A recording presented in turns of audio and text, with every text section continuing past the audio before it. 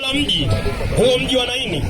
Hapo palikuwa na maiti anachukuliwa nje, ni mwana pekee wa mamaye ambaye ni mjane, na watu wa mji wengi walikuwa pamoja naye.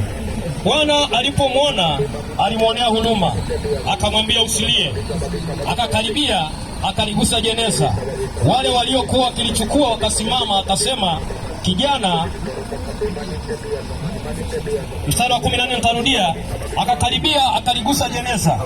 Wale waliokuwa wakilichukua wakasimama, akasema, kijana, nakuambia inuka. Yule maiti akainuka, akaketi, akaanza kusema, akampa mamaye.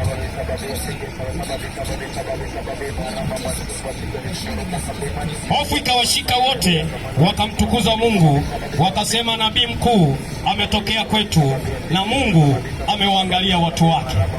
Bwana Yesu asifiwe. Yesu asifiwe sana. Amen. Ninataka nikuletee kwa habari ya huruma za Yesu Kristo aliye hai. Wiki iliyopita katika viwanja hivi nilizungumza na wewe kwa habari ya kazi ya msalaba, na tuliona namna ambavyo kazi ya msalaba, Yesu Kristo mpaka kukubali kuteswa, kuangikwa pale msalabani, ni kwa sababu kumtafuta mwanadamu mmoja aliyepotea. Lakini leo ninataka nikwambie kwa habari za huruma za Yesu Kristo aliye hai. Huruma za Yesu Kristo aliye hai. Kupitia huruma za Yesu Kristo aliye hai, na ndio maana akaja duniani ili aje nitafute mimi mwanadamu niliyepotea katika dhambi, niliyepotea katika giza, ili anipeleke katika nuru. Sasa tumesoma maandiko haya kwenye kitabu hiki cha Luka mtakatifu, sura hii ya 7. Inazungumza kuanzia ule mstari wa 11.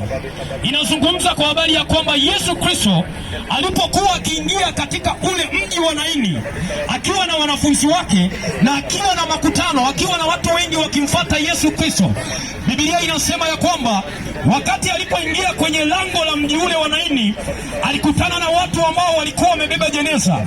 Kama ilivyokuwa kawaida, wakati mwingine tumeenda kwenye mazishi, ikishamalizika sala zote zikasaliwa, ni wakati sasa wa wale kama ni vijana wa kubeba jeneza kwa ajili ya kwenda kuhifadhi ule mwili.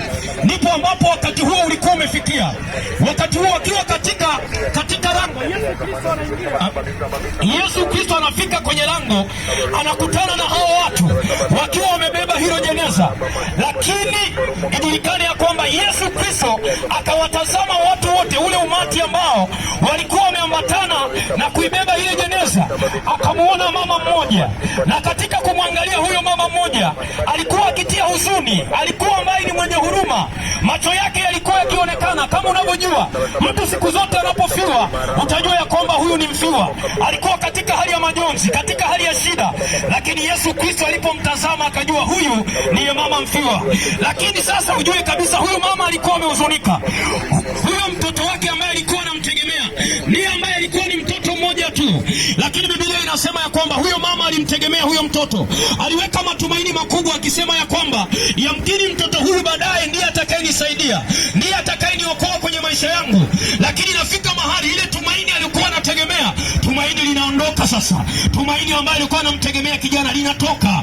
Yale mategemeo yake kwa kijana yanaondoka. Huyo kijana anafariki, anakufa. Sasa ni wakati sasa wa kwenda kupelekwa kaburini. Lakini ashukuriwe Mungu aliye juu, ashukuriwe Mungu aliye juu. Wakati huo wanatoka, wako katika lile lango la mji wa Naini. Akaingia huyu mwanaume wa wanaume ambaye ni Yesu Kristo aliye hai. Akamtazama yule mama. Alipomtazama yule mama, Biblia inasema ya kwamba Yesu Kristo akamuonea huruma, akamuonea huruma. Na alipomwonea huruma, Yesu Kristo akaamuru wale vijana waliokuwa wamebeba ile jeneza, wakasema, hebu shusheni hilo jeneza.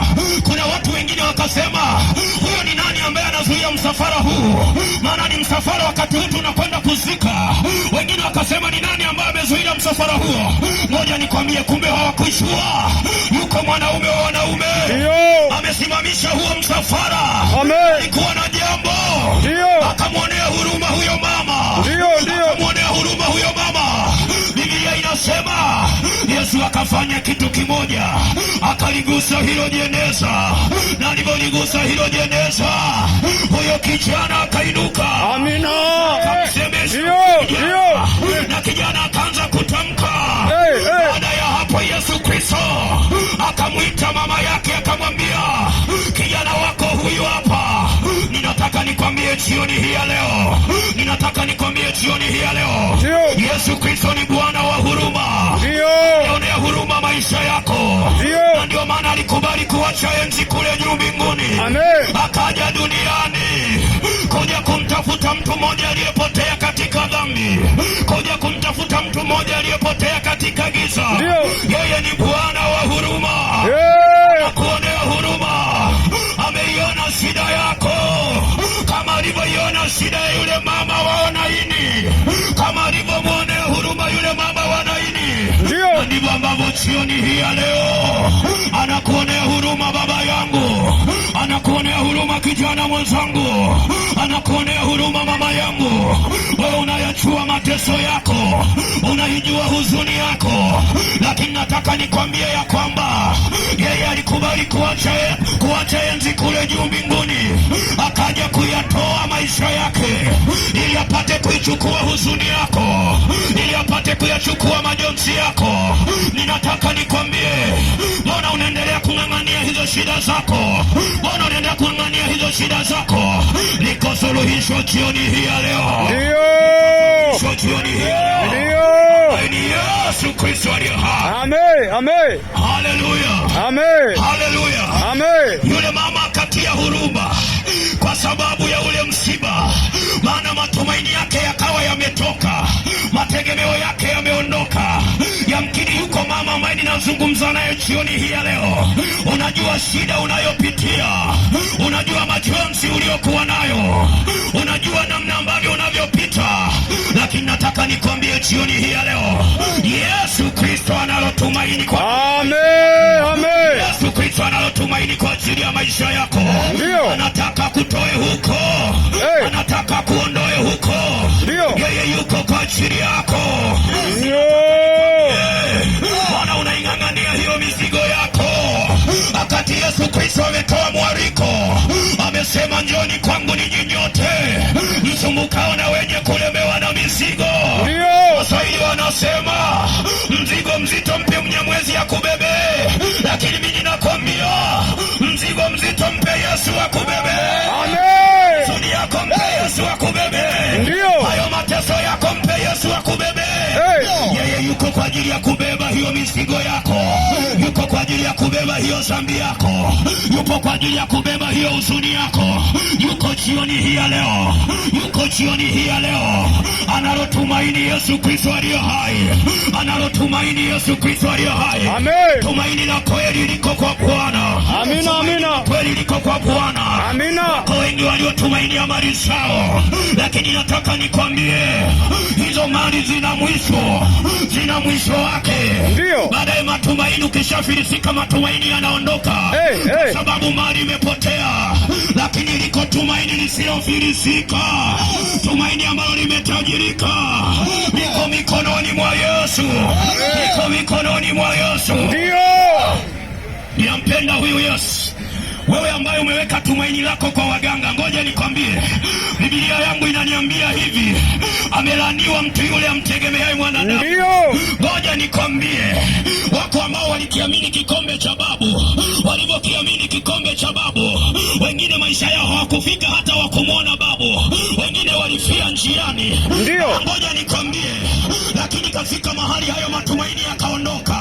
Wako ambao waliweka matumaini yao kwa waganga wa kienyeji. Ndio, ndio. Lakini kafika mahali wale waganga waliowategemea, waganga nao wakapoteza maisha. Ngoja nikwambie, huyo mganga unayemtegemea naye pia ni mwanadamu kama wewe. Uko wakati ambao na mwenyewe kifo kinamwandama. Sijajua utakwenda kuchukua wapi hiyo mizizi. Ngoja nikwambie wewe, wakati mwingine umepewa hiyo ilisi. Ulipopewa hiyo ilisi, ukapata taarifa za kwamba mganga wako amekwisha kufa, ukaanza sasa kuwaza itakuwaje, dawa hii itafanyaje kazi. Ngoja nikwambie, ondoa matumaini kwa waganga wa kienyeji. Ondoa matumaini, ondoa matumaini kwa wanadamu. Liko tumaini la kweli, tumaini la kweli, kama ni tumaini la Yesu Kristo aliye hai. Yule mama wa Naini akiwa amepoteza matumaini, akiwa amepoteza tegemeo kwa sababu ya kijana wake mmoja alikuwa anamtegemea. Sasa kijana ametwaliwa, lakini anakuja mwenye kurejesha matumaini.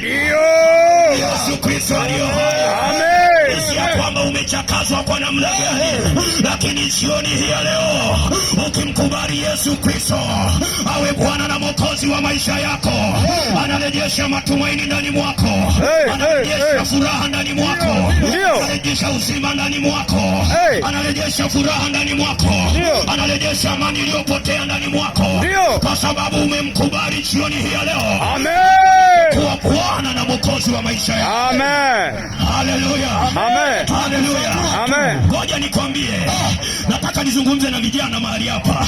Wakati mwingine kuna vijana watuangalia wanasema hawa vijana hivi wakoje, wamechanganyikiwa. Ngoja nikwambie, hatujachanganyikiwa, tumezibeba habari za Yesu. Ndio. Maana tumezibeba habari zenye uzima. Hivyo vyote ulivyovitumainia havina uzima. Havina uzima, havina uzima. Uzima uko kwa Yesu Kristo aliye hai. Na ndio maana alipokuja wao wakamtesa, wakajua kazi imeisha, kumbe wakakamilisha hiyo kazi. Walipomgongomelea msalabani wakasema tushamaliza kazi yake. Lakini kilichotokea hata ile tu siku ya kwanza, baada ya kukata roho giza likatanda. Hicho kilikuwa ni kidumbwendumbwe. Wakaanza kutambua ya kwamba huyu hakuwa sio mtu wa kawaida, hakuwa sio mtu wa kawaida. Wakaanza kusanuka. Ngoja nikwambie na wewe jioni hii ya leo, hebu sanuka mapema. Sanuka mapema. Tegemeo liko kwa Bwana. Tegemeo liko kwa Bwana. Sheria yangu linakwambia acha kuchelewa. Acha kuchelewa, acha kuchelewa. Ndio. Kina mamzi vitakuchelewesha. Ndio. Binti vitakuchelewesha. Na wewe binti, nataka nikwambie kwamba hao vijana watakuchelewesha. Hawana mpango mzuri na wewe. Unamuona tu sasa hivi anakutumia message nzuri kwenye simu. Wakati mwingine umeona ya kwamba amekuweka status, ukajua ya kwamba huyu ananipenda. Ngoja nikwambie bwana, upendo wa mwanadamu una mwisho, lakini huyu anakupotezea njia. Ninataka nikwambie iko njia ya kweli ambayo ni njia ya Yesu Kristo. Achana na hivyo vijimambo. Achana na hivyo vijimambo. Vinakufunguzia mwendo. Vinakufunguzia mwendo. Lakini jioni hii ya leo ninataka nikuongezee mwendo. Mpokee Yesu Kristo. Mpokee Yesu Kristo. Kukuongezea mwendo.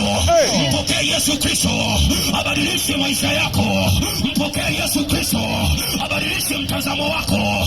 Mpokee Yesu Kristo. Abadilishe ndoa yako. Amina. Haleluya. Amen. Haleluya. Amen. Acha kuchelewa, acha kuchelewa. Wewe unasema unaponda maisha. Ngoja nikwambie, iko siku utayatolea hesabu hayo maisha yako. Ngoja nikwambie ndugu yangu. Ngoja nikwambie Yesu Kristo anakupenda. Sisi tunalo neno moja tu la kukwambia. Yesu Kristo anakupenda. Sisi tumekuja mahali hapa tunataka tukusajili na ufalme wa mbinguni. Sisi ni mawakala ambao tumeuonja utamu wa Yesu. Na baada ya kuonja utamu wa Yesu, naye Yesu ametutuma sasa tukusajili wewe. Tukusajili kwenye ule ufalme ambao ufalme wenye kuleta matumaini, ufalme wenye kuleta furaha, ufalme wenye kuleta amani. Ndio ambao tunataka tukusajili leo. Tunataka tukuunganishe. Tena ni bure kabisa. Wewe mwenyewe ni shahidi. Hao watu wengine wa boda wa nini wanaposajili wanataka kwanza namba yako ya NIDA, lakini huko mbinguni Mungu anataka kwanza ukiri wewe kwa moyo wako. Kisha akili kwa kinywa chako. Unaingizwa kwenye huo ufalme wa Mungu. Na ngoja nikwambie, wakati mwingine hawa mitandao wametaka 1000 au 1000 ili wakuunganishe vizuri.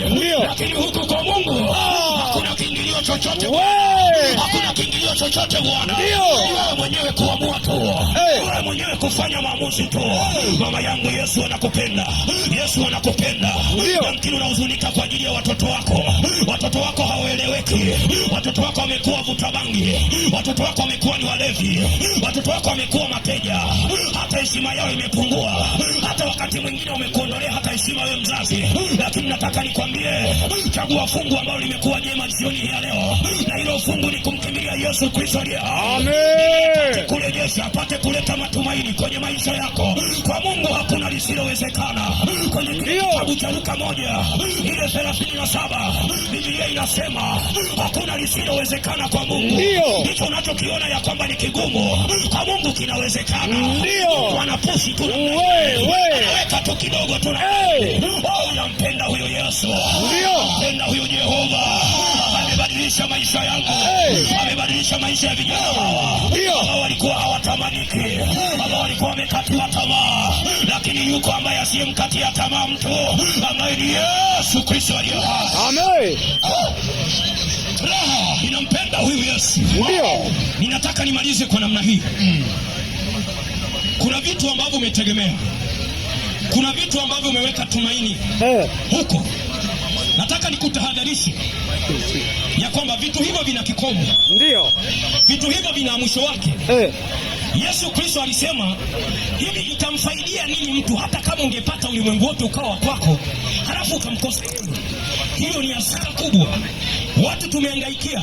Ndio, sawa, tunatakiwa tuhangaikie hivyo, lakini tusimwache Mungu. Tumtafute Mungu. Amina. Yeye ambaye amebeba tumaini letu, huyo ndiye ambaye tunataka tumwekee kipaumbele. Na jioni hii ya leo, huyo mwenye kurejesha matumaini, ninatamani aingie ndani mwako, aingie ndani mwako, aingie ndani mwako, aingie ndani mwako, atengeneze maisha yako, naye yuko tayari kutengeneza maisha yako.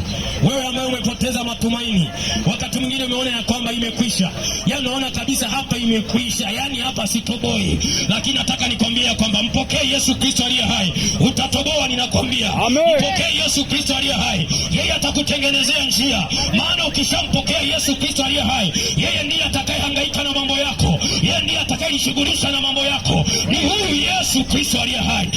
Kuhuzunika mama yangu juu ya ugonjwa uliokuwa nao, juu ya shida uliokuwa nayo, ninakwambia ya kwamba jioni hii leo, huo ugonjwa huo mkabidhi Yesu Kristo aliye hai. Huo ugonjwa ambao umeondoa matumaini yako, huo ugonjwa ambao umekutengenezea huzuni, huo ugonjwa ambao umeiba furaha yako, huo ugonjwa ambao umeiba amani yako, lakini jioni hii leo ukimpokea Yesu Kristo afanyike kuwa Bwana na Mwokozi wa maisha yako, yeye anaweza kukuponya, anaweza kuondoa hiyo huzuni, anaweza kuondoa hayo majeraha unayaona ndani mwako, kwa sababu yeye ana uwezo wa kuganga hayo majeraha.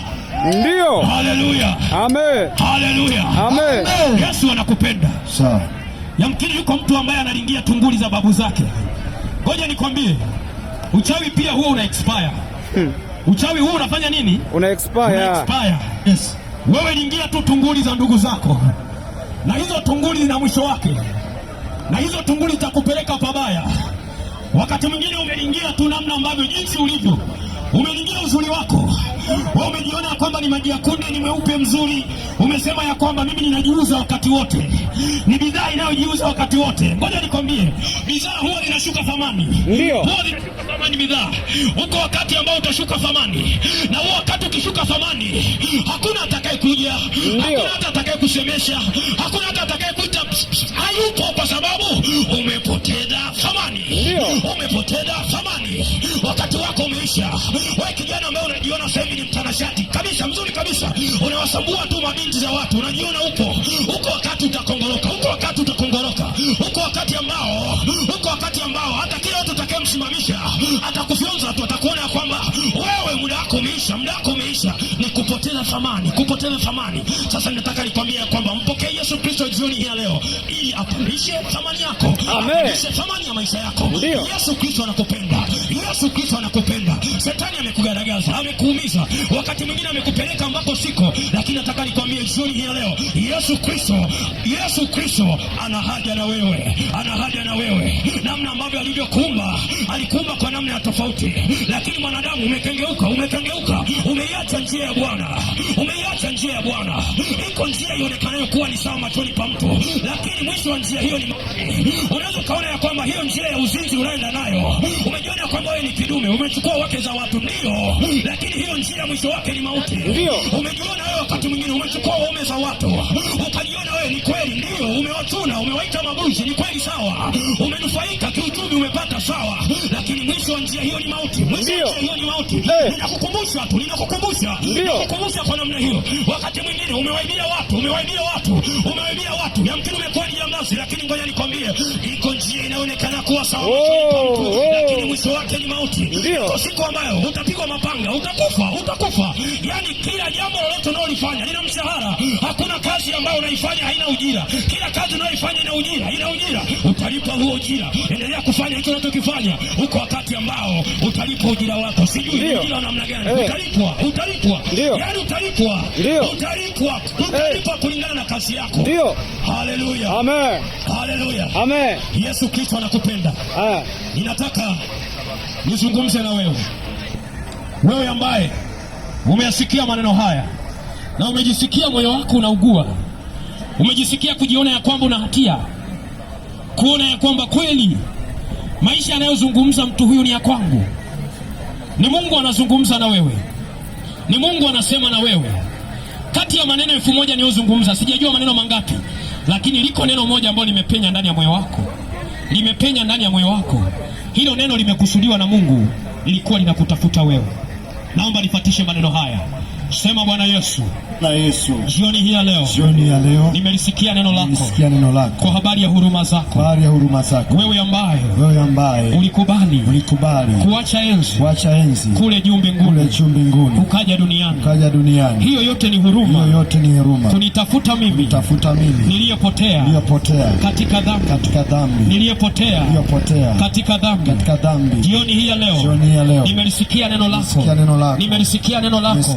nami nimejikuta nina hatia ndani mwangu, kujiona ya kwamba nina hatia tena sifai. Lakini Baba, kupitia neno hili ninaamua jioni hii ya leo kukupokea wewe kuwa Bwana na Mwokozi wa maisha yangu. Ninamkataa shetani na kazi zake zote. Ninamkataa shetani na kazi zake zote. Mambo yote niliyoyatenda, yamkini ambayo nimeyafikiri niliyoyatenda, ninakiri jioni hii ya leo. Ninaomba Baba, lifute jina langu kwenye kile kitabu cha hukumu. Lifute jina langu kwenye kile kitabu cha hukumu. Liandike jina langu kwenye kitabu cha uzima. Kuanzia sasa Baba, ninaomba unipokee. Unifanye kuwa mtoto wako. Unifanye kuwa mwanao. Asante Bwana Yesu kwa kuniokoa. Asante Bwana Yesu kwa kuniona. Asante Bwana Yesu kwa kuniokoa. Amen. Basi kwa kusema hivyo tayari tumesha